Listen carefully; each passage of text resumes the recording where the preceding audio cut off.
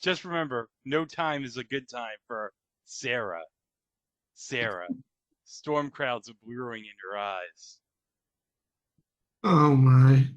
Like I said, I think we all want to sing that tonight. All right, everybody. This is It Was a Thing on TV before the show 6. This is the first before the show we've done since all the way back in April. So it's been 5 months since we last did one for you. So here we are. We're back doing this again for you before Monday's show. Greg here with Mike for segment 1. And Mike, I gotta say, the reason we're doing this is we have something we've been doing before each taping that we've been having a lot of fun And we've only been doing it now for, I think this is the third week. Because, let's see, it would have started the week before, well, no, it would have started the week of Labor Day, but actually it started the week before, but there was only one of this event happening. It didn't really start until Labor Day weekend.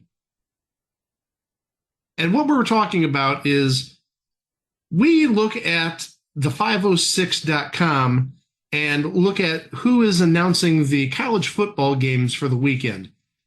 We don't focus too much on the big national games. We focus more on the smaller regional games because some of the names, we have stuff to say about some of the names. Let's say that. with. Okay, let me put the screen share up. So we're going to start with the 12 o'clock games. And on ABC, LSU, South Carolina, obviously you got Fowler and Herbie doing that. And then on Fox, you have Alabama and Wisconsin with Gus Johnson and Joel Klatt. But then here's one of my favorite games. Where will Bob Wischusen travel from his college football game to the Jets game on Sunday? Because he's in Tallahassee doing Memphis, Florida State with Louis Riddick. So that means he will have to fly to Nashville for the game against the Titans. It's not that far of a flight. I mean, you're basically just going up Mississippi. Pretty much. Number 13, Oklahoma State against Tulsa on ESPN2. Beth Mowins and Rod Gilmore. And then, here we go. 12 o'clock on Big Ten Network. Arkansas State against Michigan. Now, Mike, who's the color commentator for this game? You really want me to say it? Okay. University of Michigan legendary tight end. Good heavens. I mean, just seeing his name and saying tight end. Oh, the jokes write themselves. Jake Butt. That's his name, Jake Butt. Sort of like butt drugs. You remember butt drugs back in one of the hometown commercial episodes we did years ago. Maybe he's related to the family from Butt Drugs. I never thought of that. Could be. It's in Indiana, so.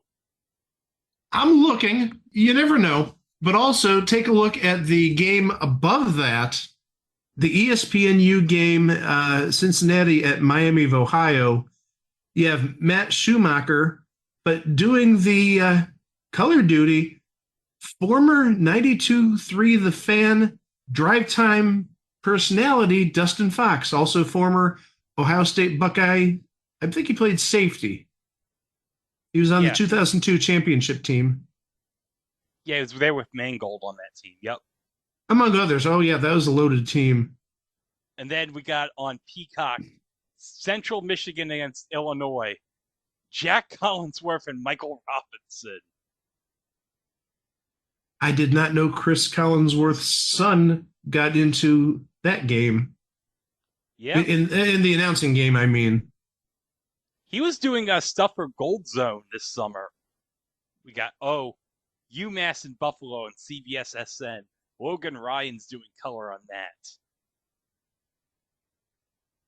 I have an answer to your Jake Butt inquiry. Okay. I'm just laughing eternally. Jake Butt inquiry. He was not born in Indiana or lived in Indiana. He was born in Ohio. Oh. He He went to Pickerington High School, which I believe is Columbus area. So he went from the Columbus area to the University of Michigan. Yeah, it happens. Actually, it looks like it's a smidge south of Columbus.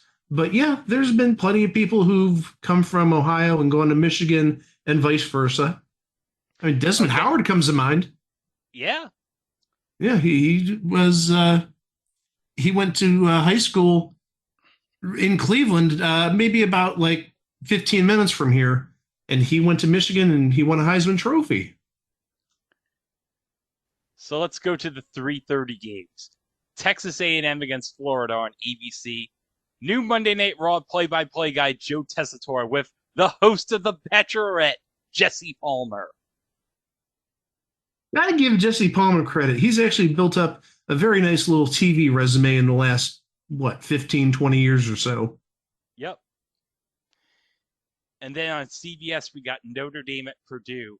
Nestler and Danielson are doing that game. And then Oregon at Oregon State on Fox. Jason Benetti and Brock Huard. Now, wait a second.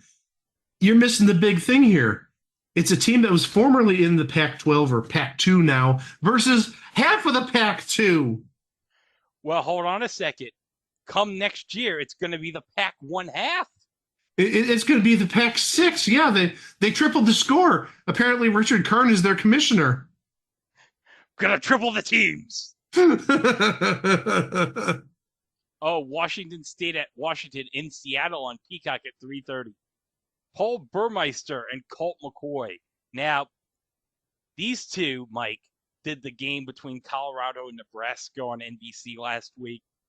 And Mike, I don't know if you heard, but apparently Colt McCoy did terrible. And that was the worst announcing job until the following day when You Know Who made his debut on Fox. And it was the worst thing on television since You Know Who debated on Tuesday.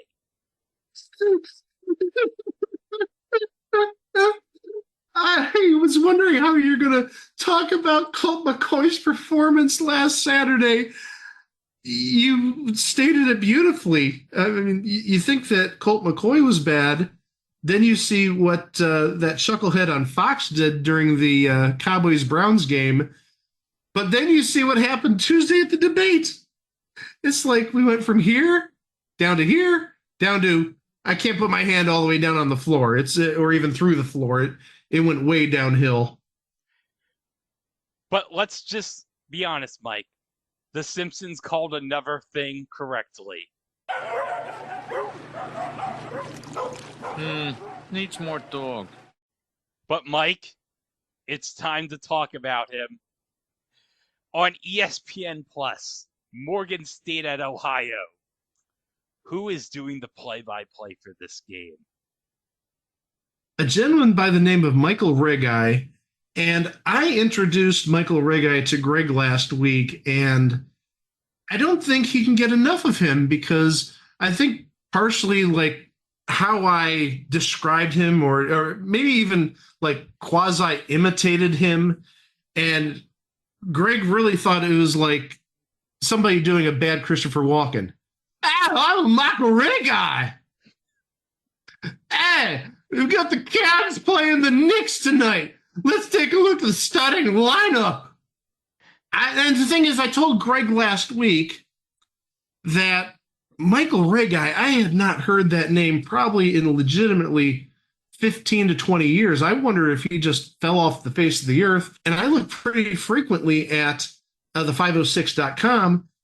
He never did any of these games until suddenly, like I said, last week, he shows up and it's like, what hole did he crawl out of? Because I hadn't heard his name probably since legitimately like 2007, 2008.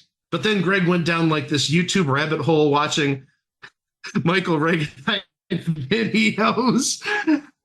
I don't know. I don't get it. But Michael Regai, he used to do the pregame on Cavs games, I want to say from like 94, 95 up until about 2006, 2007. And like I said, he just disappeared off the face of the earth. He doesn't do play-by-play. He doesn't do radio, as far as I know. Doesn't do baseball games. We got great baseball announcers here in Cleveland. So, just fell off the face of the earth for all I knew. But then on FS1, we got Spencer Tillman doing color for Troy in Iowa. Well, no Michael Ray guy. Oh my word, Charlie Strong is doing color commentary for NC Central against North Carolina. Oh my gosh. Oh, former Jet Ledger Doozable is doing color for Florida International against Florida Atlantic at 6 p.m. on ESPN Plus. Didn't you previously have some comments about Ledger Doozable? Yeah. Do you want to repeat them? Yeah, he's a Jets legend. He's like the 53 man legend. And again, I'm looking right above where you're at. Colgate at Akron. You have Anthony Lima doing play-by-play, who is part of the morning show right now on 92.3 The Fan. Oh my gosh, all the 92.3 The Fan employees and ex-employees are supplementing their paychecks on Saturdays. But Mike, let's talk about 6:30 on the CW. Ole Miss at Wake Forest, and doing the play-by-play is, oh, there's a drive to left field by Castellanos, and that'll make it a 4-0 ball game. I'm sorry for what I did. I want to apologize to all my fans, the Reds organization. And there's a touchdown from Ole Miss. It could happen. Probably not, but oh my gosh. Tom Brenneman. Oh, I don't think we have anything to say about the rest of the 6:37 p.m. straight. Oh, wait a minute. I should mention True TV. Uri Wolf and Darius Walker doing Kennesaw State against San Jose State on True TV. because in case you didn't hear, True TV now is sort of transitioning into being a sports network. Well, Turner Sports needs something after they lose the NBA next year. You're right about that. So on ABC, we got #1 Georgia at Kentucky. Sean McDonough and Greg McElroy doing that game. And then, UCF against TCU. On Fox, Connor Onion and Mark Helfrich. That's right, folks. 10 years ago, Mark Helfrich was coaching at Oregon Marcus Mariota in the very first college football playoff championship game. And 10 years later, he's doing Central Florida against TCU on Fox. Connor Onion? I've never heard of him. I'm looking it up. Connor Onion. Okay. That sounds like the fakest name for an announcer ever. Well, hold on. I've gone Google, and the first result is a web page, ConnorOnion.com. And I'm guessing this is the official site, but I really don't know because when I clicked on it, it gave me a 404 error. I wish I was kidding about that. Okay, let me take a look at his Instagram. Broadcaster for Fox Sports and Big Ten Network. ConnorOnion.com. Okay, if I click on the link there, it takes me to his website, so I don't know why the direct link didn't work. Learn more about Connor. Do I have to? Let's see.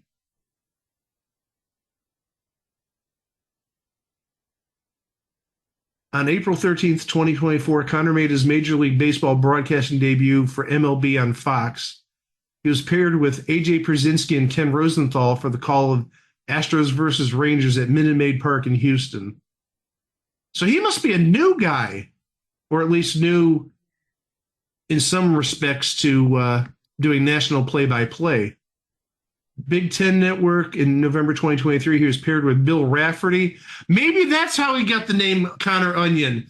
Bill Rafferty, Onions. But 7:30 on NBC, the Big Ten Saturday night game.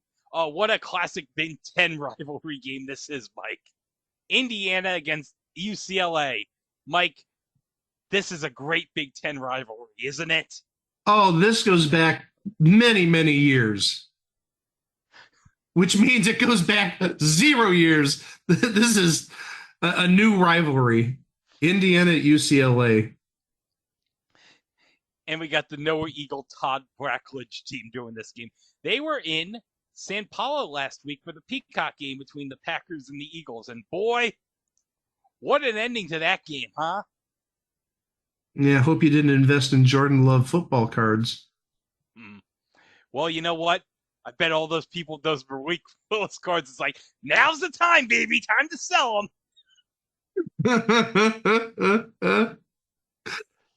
Right. Oh my God. Matt Millen doing color on Eastern Illinois at Northwestern on BTN. Matt Millen looks totally different. I was watching some game last week. It must have been on Big Ten Network as well. And he was doing color. He looks a lot different. He's wearing a goatee. And obviously, Matt Millen now is probably, gosh, he's got to be in his mid 60s at this point. But just looks totally different than how he used to look. Maybe that's just old age. Well, I'd look different too if I sent the Detroit Lions to oblivion. Valid point. Oh my. Okay, Wes Durham and Tom Luganbill doing Maryland, Virginia on the ACC network. And then Rice at Houston, a team I was familiar with last season because they would do like the annual one Texas game that's on the Longhorn Network. Lowell Galindo and Fozzie Whitaker on ESPN Plus doing Rice at Houston. Yeah, that's in the same sort of ballpark as Longhorn Network stuff, state of Texas. Randy Cross is doing color for BYU Wyoming on CBS Sports Network at 9 o'clock. And then at 10:30 on ESPN, we got Brock Osweiler doing color for San Diego State against California. I'm laughing because he wasn't a good quarterback, but also at the same time, Brock Osweiler being traded to the Browns brought the second round draft pick, which gave us Nick Chubb. So thanks, Brock. And then, Mike, to wrap your day up on True TV, you have New Mexico State at soon to be new Pac 6 member Fresno State with JB Long and Mike Golick Jr. on the call. And I think we've talked about this in the past. The Golicks actually grew up not that far from my house, maybe about 2 miles away or so. I don't know about Mike Golick Jr., but Mike Golick Sr. and Bob Golick did. Now, I'm kind of surprised there's no late game on Big Ten Network because, like last week, they were talking about like doing a quadruple header or a quintuple header, starting games at noon. Then you had one at 3:30, then at 7:30, and then you had the late game at 11 last week. So that's four. So that's a quadruple header. I'm kind of shocked that they're not doing a late night game on Big Ten Network. Well, I think also isn't Oregon's doing the 3:30 game? They're at Oregon State, so. And remember, UCLA is playing in that big rivalry game against Indiana. Oh yeah, heated rivalry game. I don't think we've seen an Indiana UCLA rivalry this heated since Steve Lavin and Bobby Knight were coaching. I was actually going to go back even further. I was going to go to like 76 when you had like Kent Benson and like, oh gosh, what's his name? Like Marcus Johnson on UCLA. I'm going even further back than Bobby Knight. But also USC, it looks like they're on a bye this week. I didn't see USC up there. Nope, didn't see that. So maybe that explains why there's no games after the 7:30 on Big Ten Network. And actually, yeah, I'm looking at the grid you've got there. Yeah, Arkansas State and Michigan, Prairie View A&M at Michigan State or Nevada at Minnesota, and then Northern Iowa at Nebraska or Eastern Illinois at Northwestern. Yeah, Ohio State's got a bye week this week, interestingly enough. And apparently so does USC. So it looks like I need to get my late night college football fix with New Mexico State at Fresno State on True TV. Now, I should note that the night we're recording this on Friday is the first time that Fox is doing a Friday night college football game because SmackDown is moving from Fox Tonight to USA Network. So SmackDown's no longer on Fox, so Fox can now fill the slot with sports, baby. And so tonight they got Arizona, Kansas State with Tim Brando and Devin Gardner on the call.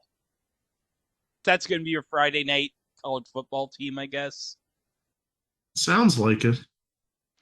Another name I didn't see up there announcing, Andrew Siciliano. I'm guessing maybe because the Browns hired him full time, maybe he's cutting back on the college games. I don't know. They probably had a full slate last week, so they probably needed Siciliano for the game. So Yeah, because like we said earlier, looks like there's at least 3 or 4 Big Ten teams that aren't playing this week. So less demand means less need for announcers. and like I said, they were short a team last week because Noah Eagle and Todd Blackridge were doing the Peacock game. Right. All right, Mike, let's just get it out of the system. The Browns are terrible, aren't they? Oh gosh. Well, what's worse, Greg, the Browns or Tom Brady? How about both? Both is an acceptable answer. So I gave Tom Brady a chance on Sunday.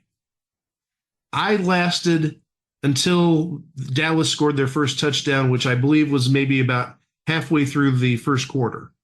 And then from then, I turned on the radio and listened to the radio, muted the TV, and listened to Andrew Siciliano calling the Browns game, his first Browns game, and he was decent enough.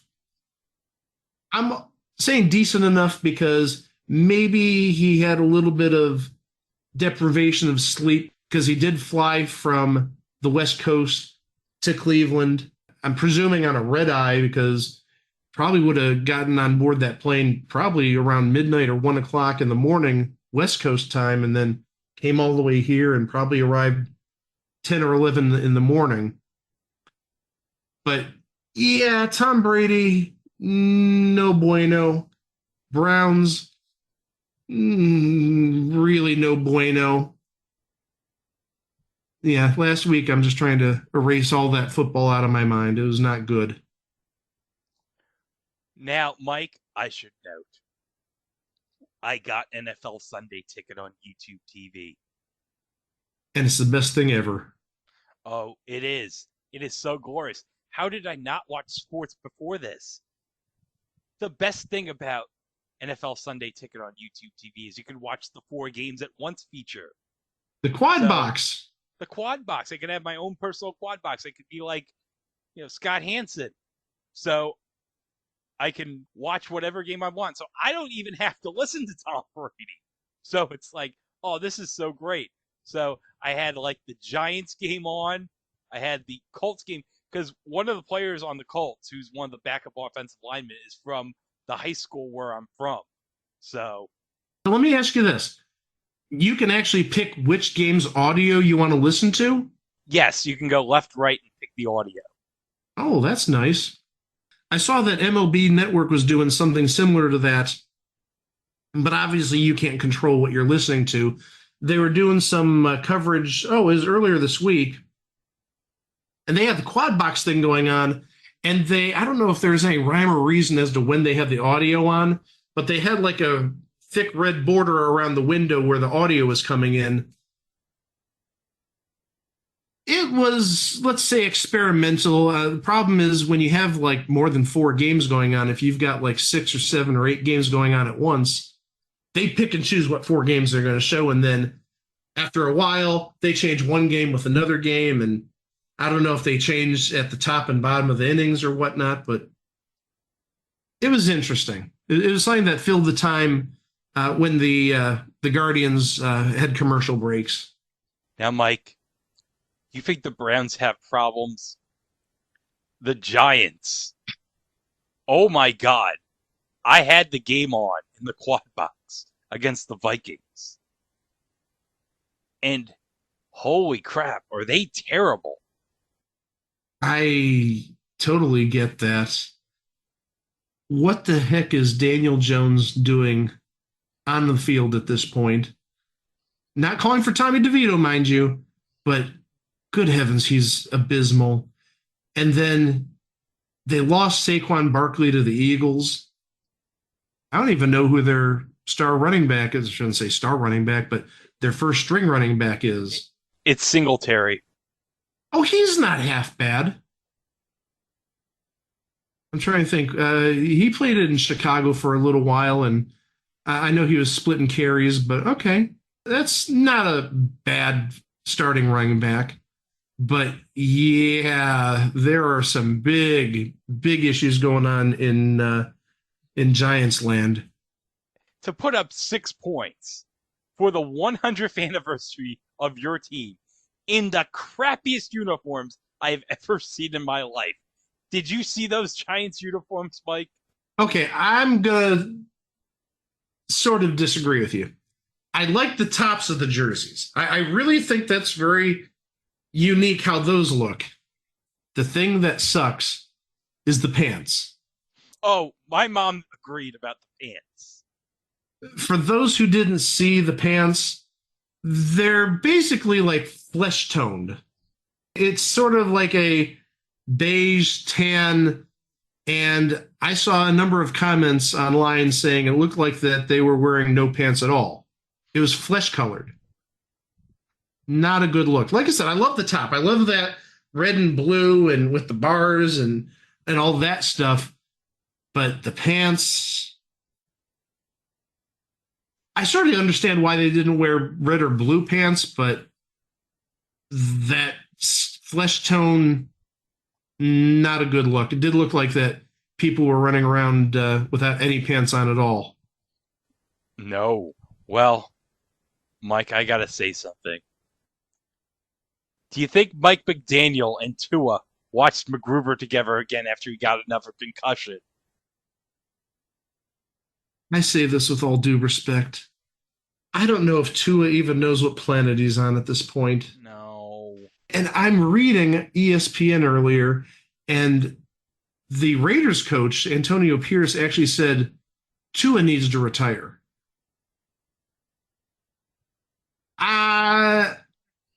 I don't know how to feel about that.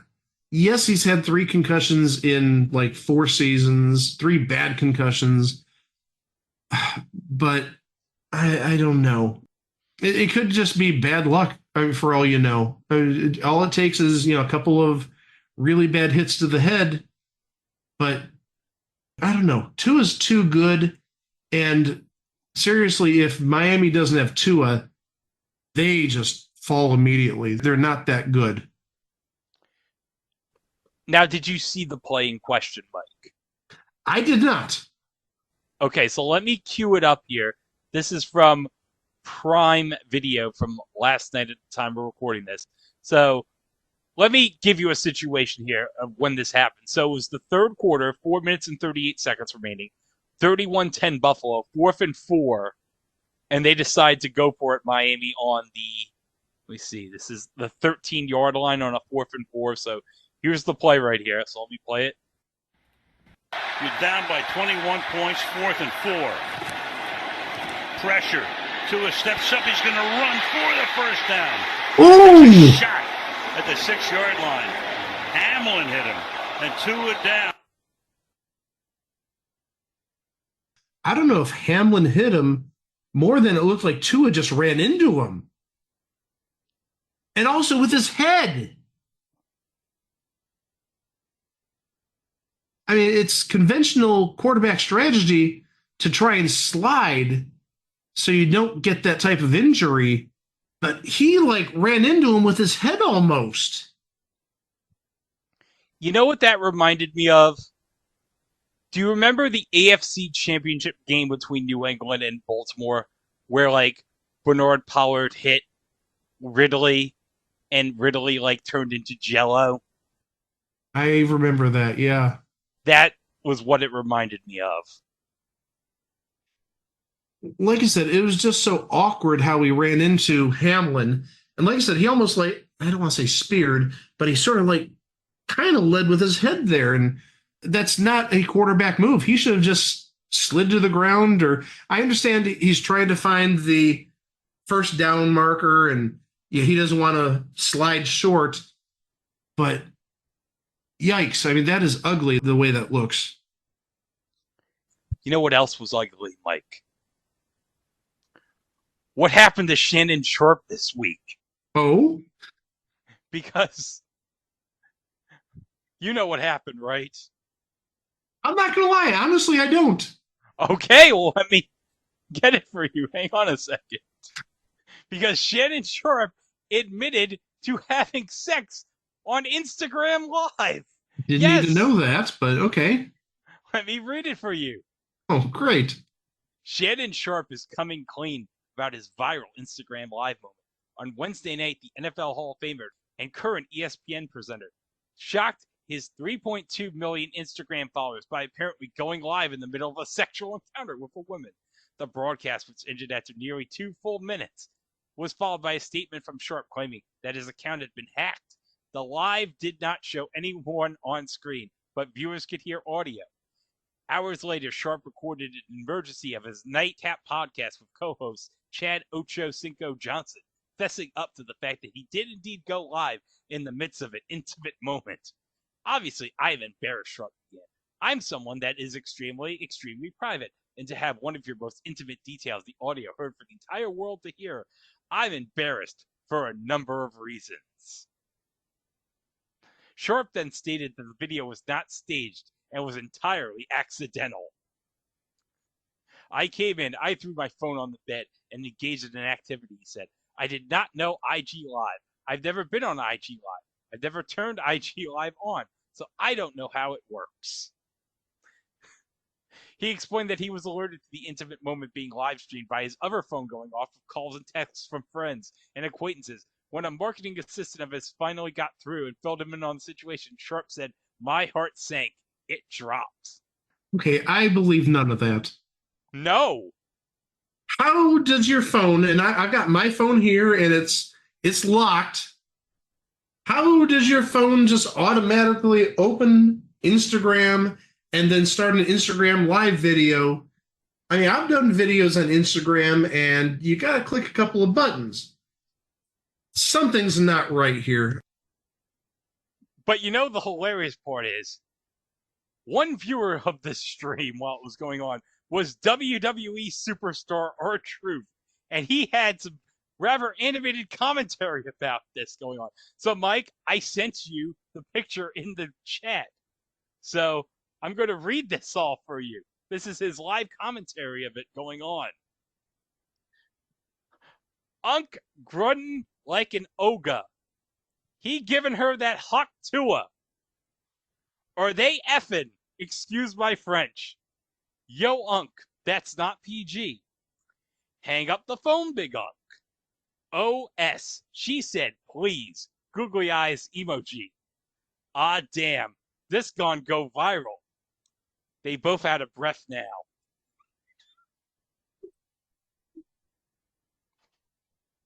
All that's missing from that description, that play-by-play, is Ron Killings saying something like Peter Griffin would say, Shazam!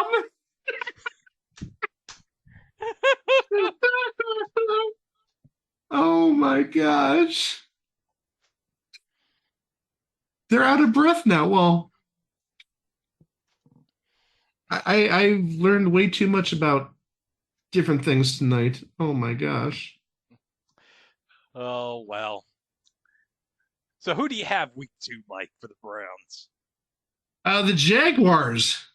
Oh, that should be fun. I bet you'll win that game. It's Trevor Lawrence, Mike. Yeah, but you know what? I saw the Browns last week, and they didn't look good. And they have a number of people injured this week. David Njoku is out for this week, and there's some other players that are out on defense. I think they just added 4 people, including Njoku, but they added 4 people to the injured reserve. But also, in case you didn't hear the news this week regarding the Jaguars, they're doing a promotion this week where they renamed their stadium after Trevor Lawrence just temporarily. Did you not hear this? No. Oh, okay. So the stadium that they play at is Everbank Stadium. So what they're doing this week, they put 2 temporary letters up in front of that. So it says Trevor Banks Stadium. Man, they're going to regret that in like 5 years. Well, I said it's temporary. It's not permanent. It's not like it's going to be up for 5 years or probably even the rest of the season. It could be just for the weekend or so. But yeah, I think that maybe the Jaguars and Trevor Lawrence might have a big head. But I don't trust the Browns at all right now. If they win, good. If they don't win, not a surprise. I really think they're going to have issues until they do something with Deshaun Watson, whether it's trade him or get rid of him. I know he can't be traded. I've lost a lot of hope and not fun times right now. You know what they should rename the Jaguar Stadium? If I could rename the stadium, you know what I would rename it? What would you call it? Tony Khan, stop putting more AEW shows. We don't need 4 shows now. Shut up. I should have guessed there would be an AEW rant in there. But tell us how you truly feel about Tony Khan. Phil Brooks feels the same way I do. Well, folks, we're going to come right back with segment 2. But until then, enjoy these commercials, and we'll be back in a bit. After these messages, we'll be right back. Treat yourself like you should. Treat yourself oh so good.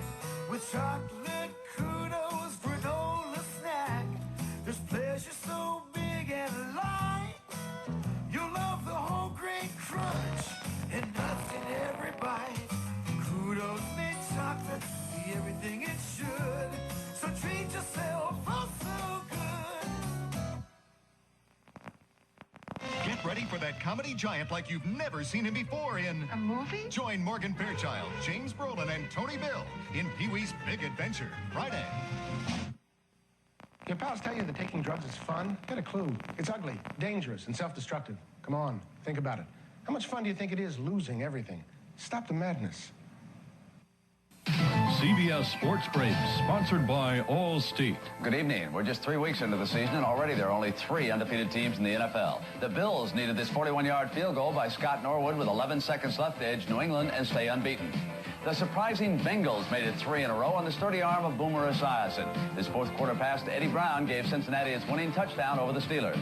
And the third undefeated team, the Rams, won the Battle of L.A. A bomb by Jim Everett late in the game clinched the victory over the Raiders. More after this. Leave it to the good hands, people. Memories. Nothing evokes them like the house they grew up in. The first stairway he climbed, the first railing they peeked through, the first banister she floated down. All part of the reason the Allstate Home Replacement Cost Guarantee exists. To help rebuild your home, whatever the cost, right down to the spot where Dad hung his hat. The Allstate Home Replacement Cost Guarantee. Another reason. You're in good hands with Allstate. Here's the most bizarre play of the young season. A dipsy-doodle somersault by Lars Tate over his Tampa Bay teammate, and he kept going all the way to the end zone. For CBS Sports Break, I'm Brett Musburger. This is CBS. This is Michael Regai, 13 Sports. We'll have a half-hour tournament special wrap-up Sunday night at 11:30. Get your final look at Ladies of the Link Sunday at 11:30 on TV 13.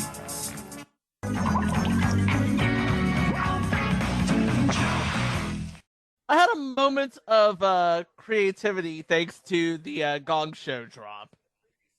I wanted to put Willie Bull in, but I couldn't find a white background, so you're getting the gorilla instead. They see, I thought you were laughing at the box. I mean, this is like really. I mean, this person did a good job packaging. Hey, Mike, turn that box around for a second. I want to see something here. No, what you want to see my address? Is that no? Turn it what around. This? Fragile. Sounds Italian. It's not Italian. But yeah, like I told you guys, Bronson Pin Show, which I really wanted tonight, is not coming till tomorrow, it appears. Aww. But what's in here? Oh, maybe we'll find out later on tonight. Maybe. Maybe. Now, I'm going to say yes, because I'm not keeping this in here for a week. I've got my little blade here. I'll cut it open later on. It may open up sometime during the course of the show. And I know, Greg, after you see this, you may just absolutely flip out and maybe go on eBay to get one of your own. Oh, by the way, we're live, pal. We're live doing. What are we doing live? We're doing the before the show now. Ah, okay. Now, Mike, do you want to describe what we mentioned in segment 1? We were looking at the college football games and the announcers. And we focused specifically on Michigan legend Jake Butt. And we also, again, talked about Michael Rega. But we just went over all the games, and we noticed that some teams aren't playing this week. And also we had the news that the Pac-2 is going to triple the members next year. They're going to be a six-pack. No, the six-pack is what you do if you clone Tupac 2 times. That's a six-pack. This is the Pac-6. I don't see Sean Waltman anywhere. But we've talked about the big thing that was in the sports news this past week. And I'm talking about, Chico, you missed a good one. Oh, no. What I missed? We talked about what happened with Shannon Sharp. I heard about that. Yeah. I'm like, now, I know you're an old head, but damn, Shannon Sharp. Well, we did get into the logistics and realities of how does your phone just magically open up an IG Live without you touching it while you're in the middle of having intercourse. He was up to some. So, as you know, one of the things we've been doing is we've been playing Quinn Martin openings. So, I have the opening from today's MeTV airing of Canon. So, Mike, do you want to describe the system you've created for Quinn Martin openings? It's a simple system. Instead of rating on a 1 to 5 star basis, they're ranked on a 1 to 5 canon basis. 1 meaning that it's a bad open, and obviously canon A to cheese Danish. 5 being absolutely mind-blowing on the celebrities. You'll get the feeling as to how this goes as Greg plays this. All right, so let's do this.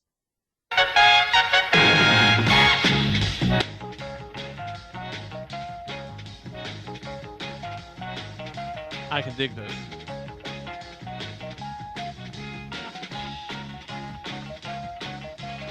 Cannon.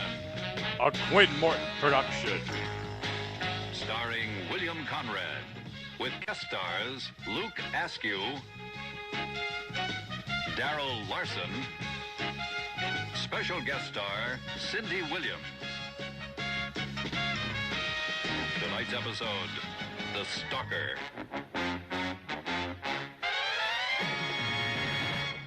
Oh, The Stalker. I hope Barry Windham has an appearance. That ending just hits different. So you want the rating of that open. I do.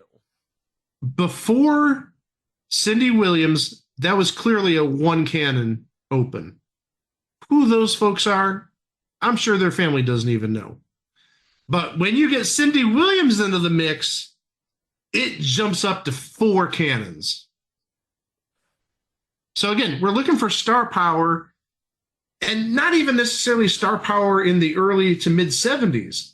Because Cindy Williams, yeah, she was on American Graffiti, but she, I think, really didn't hit it big till Laverne and Shirley. Solid 4 cannons. But I did share with Greg and Chico, I shared some of the opens that were on MeTV recently and how many cannons they would have gotten. And I've actually not just created this system of rating, I've actually created images. So, yeah, if I see something, I say, hey, this opened from Streets of San Francisco, it got 2 cannons. Oh, this opened from whatever show, I give it 5 cannons. So, yesterday, the Streets of San Francisco, I gave 3 cannons. It would have gotten 2 just because of Michael Ansara. But Michael Ansara had a sweet friggin' mustache going on. That was something that was on his face. So 3 cannons there. Cannon itself, as you just heard, that was a 4 cannon open. And then the other one is Barnaby Jones. And I'm glad Greg didn't record it, but also Greg said he doesn't record this, so he didn't know who was on. I described it as complex for reasons. Given what we knew about this guest 25 years ago, would have been 4 cannons. Absolutely a 4 cannon open. But given what we know about that guest now, drops it all the way down to 1 cannon. Who could have gone from 4 cannons down to 1 cannon in 25 years or even 15 years? Stephen Collins. Oh.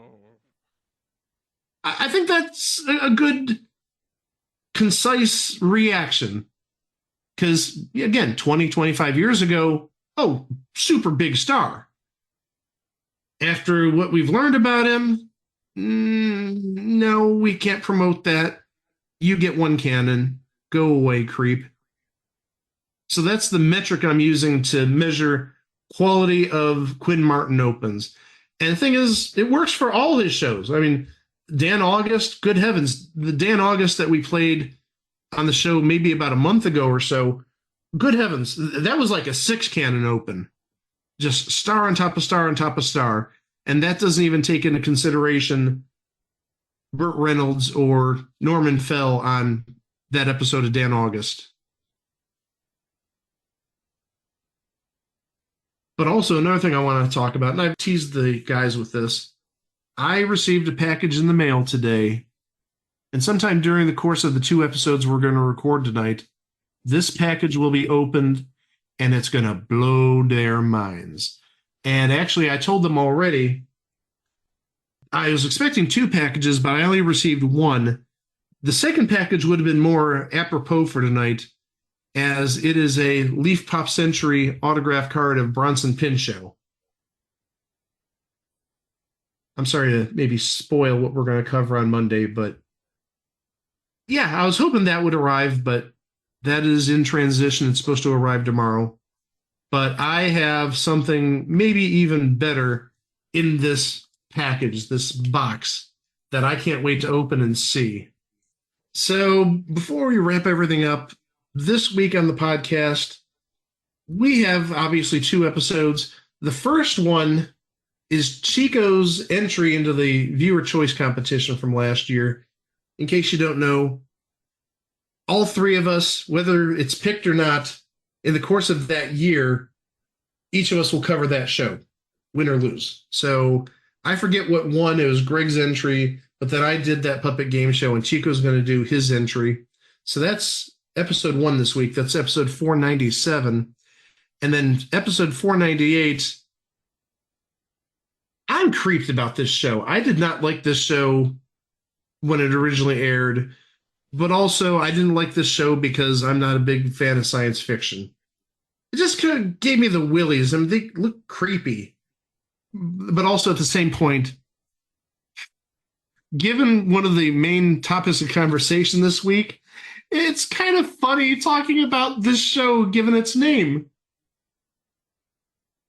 Just don't eat the puppy dogs and kitty cats. By the way, memes about that, not funny. No, and I saw somebody the other day.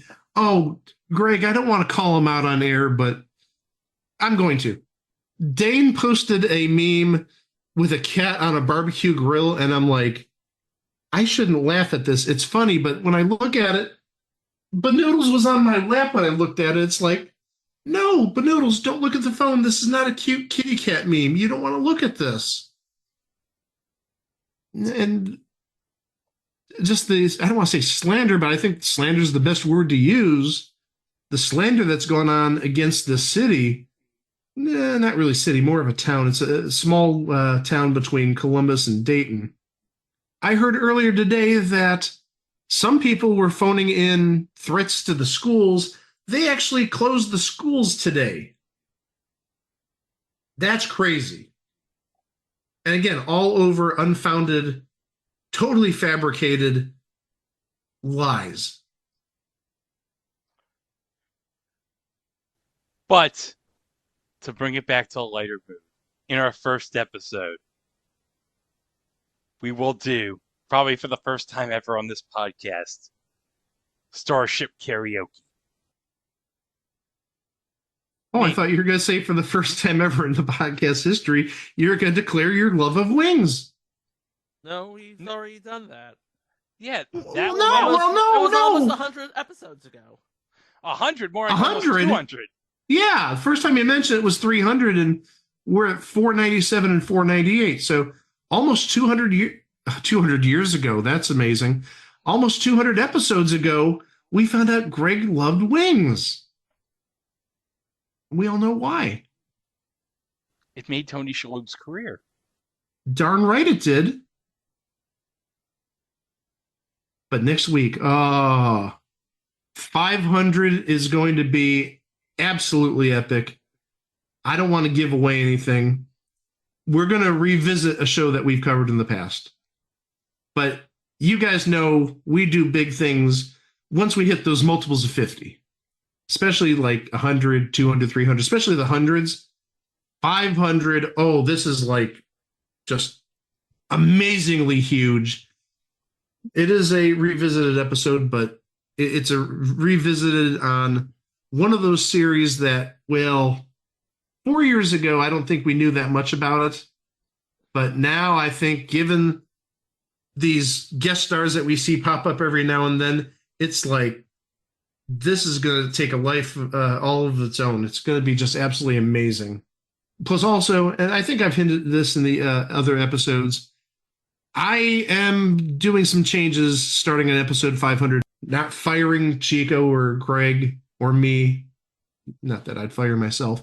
But just some little things because, yeah, we've been here 5 years and I think there's just some little things that can improve on the episodes.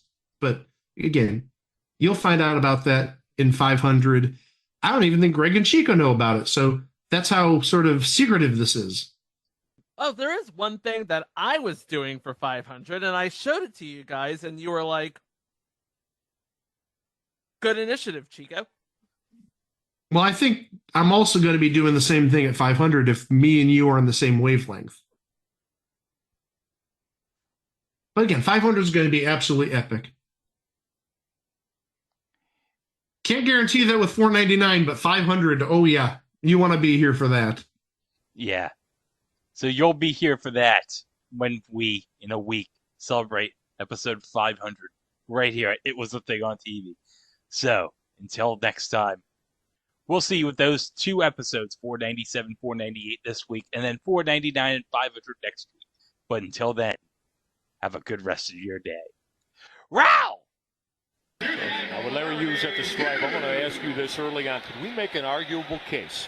And you were a part of 3 championship runs in the early 90s with the Chicago Bulls that Larry Hughes' talents and skills could blend in with LeBron James, much as Scottie Pippen did with Michael Jordan with Chicago. Oh, yeah, Michael. You know that Coach Brown over here is just salivating at those opportunities and possibilities of that chemistry's got to develop now, Cavalier fans. Don't rush to think that at the end of November you're going to see that type of chemistry between these two. They got to get some court time together, but they certainly have the talent to be able to elevate themselves by playing off one another on a nightly basis to reach that type of level. Now, it's a little bit early to start saying that just right yet, but chemistry developed. We'll certainly see some more Jordan Pippen type play out of these two. That's why I wanted to get you into that concept early. Who better than you? You were up close and personal with that as a teammate. It's going to be Cavaliers basketball. But I bring that out, Scotty, and the reason I wanted to ask you about it is now Jack Nees overturns and gives it back with only 4 on the shot clock. Most specifically, maybe because of the defensive end and the presence that Larry Hughes brings there. And we know that Scottie Pippen was a first-team all-defensive squad member for years and years with the Bulls. Sure he was, and Michael Jordan was a defensive player of the year one year as well. So both of those guys possessed the ability to be able to play at both ends of the floor, a la Larry Hughes and LeBron James. They flat out pride themselves on being complete players. And Mike just left the room like, I don't want to hear that crap anymore. No, I'm here. I'm trying to dig out something totally unrelated to the podcast. But yeah, Larry Hughes is not anywhere near Scottie Pippen. I'm sorry. No.